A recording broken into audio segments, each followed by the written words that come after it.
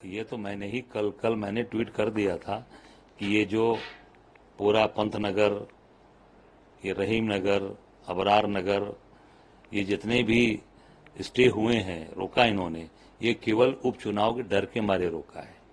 अध्यापकों को जो इनका जो डिजिटल अटेंडेंस था उसको रोका है, स्थगित किया है। सोचिए, स्थगित।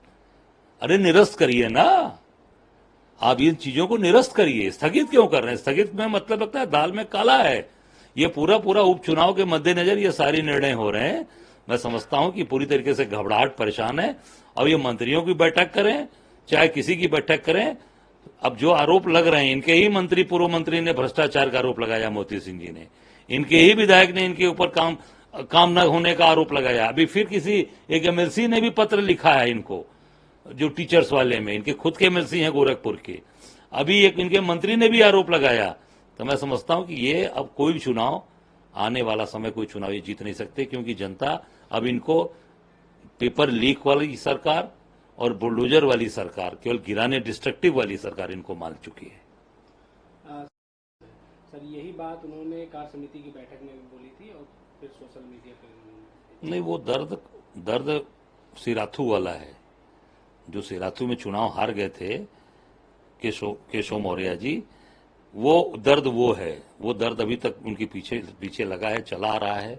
उसी दर्द से केशव मौर्य परेशान है, और वो दर्द बड़ा दुखदाई दर्द है। वो उनके और मुख्यमंत्री जी के बीच का दर्द है। वो जनता समझ चुकी है और जनता उसका जवाब लगातार दे रही है। सर भाजपा दूसरे दलों में करती थी, वह अपने में ही कर रही है, तो स्वाभाविक है। वो सही बात बोला ना अखिलेश जी ने। जो व्यक्ति घर के बाहर अगर किसी के कार्य को खराब करता है, किसी का नुकसान करता है, किसी के बारे में अगर गलत सोचता है, तो वो घूम फिर के घर में आती है बात। वो फिर अपने घर में भी वही फार्मूला इस्तेमाल करता है। तो भारतीय जनता पार्टी वो अपने घर में इस्तेमाल कर रही है। अब ये पूरी तरीके से डूबने वाले हैं। अब क्योंकि जनता ने देखा, समर्थन दिया, केंद्र में बनाया, प्रदेश में बनाया, मेयर बनाया, सभासद बनाया, एमएलसीज बनाए। जनता ने सारी की सारी ताकत दे दी अपनी, और जनता के हित के लिए कोई काम नहीं किया। केवल पेपर लीक और केवल लोगों के घर गिरवाना, गरीब लोगों के मकान उजड़वाना। जो कमजोर लोग थे बेचारे, अकबर नगर में मकान गिरवा दिया, सब कमजोर गरीब लोग थे बेचारे, दूसरे को घरों में काम करके अपना जीविकापार्जन करते थे। तो अब जनता जाग चुकी है, और केवल डर के मारे उपचुनाव इन्होंने सारे तोड़फोड़ रोके हैं, और अध्यापकों के डिजिटल का जो अटेंडेंस था उसको रोका, स्थगित किया है। इसको निरस्त करिए, और जनता निश्चित तौर से जाग चुकी है, और अब जनता अपने हक और अधिकार पे वोट कर रही है। तो जनता इनको हराने वाली है। सर और कल मुख्यमंत्री योगी आदित्यनाथ ने इसका संज्ञान लिया, कहा है कि जिन अधिकारियों ने ये अफवाह फैलाई है, माहौल खराब किया, उनके ऊपर भी कार्रवाई होगी, और तोड़फोड़ की जो कार्रवाई थी उसको भी स्थगित कर दिया है। तो क्या, कैसे देखते हैं सर? देखिए, आपको ये जानकारी होगी कि ये पूरी तरीके से इन लोगों ने जो ये कार्रवाई रोका है, उसका मूल कारण है कि ये पूरी तरीके से उपचुनाव को देखते हुए इन लोगों ने कार्य किया।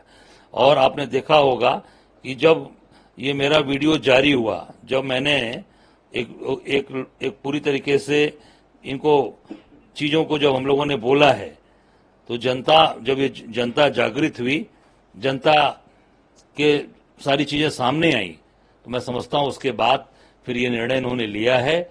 और हम सब लोग वहां के रहने वाले लोगों के साथ खड़े हैं, पूरी ताकत के साथ उनका साथ देगी कांग्रेस पार्टी। एक एक कार्यकर्ता उनके साथ खड़ा है। सर डिजिटल अटेंडेंस आदेशों तक इसको रोका गया है। देखिए, वही मैंने कहा ना कि वो इसलिए रोका गया है कि वो उपचुनाव है, और उपचुनाव के मद्देनजर ये रोका गया है। और वो केवल इसलिए कि जल्द से जल्द चुनाव बीत जाए, चुनाव का निर्णय आ जाए, तो उसके बाद हम फिर अपनी चीजों को टीचर्स के लिए और तोड़फोड़। ये जो वीडियो मैंने जारी किया था, ये वीडियो है। नमस्कार मेरे साथियों, हम सब कांग्रेस के लोग पूरी शिद्दत के साथ अपने साथी भाई जो इंद्रप्रस्थ नगर, खुर्रम नगर, अबरार नगर, पंत नगर, शिवानी विहार, ये जो लोग हैं, उनके साथ खड़े हैं।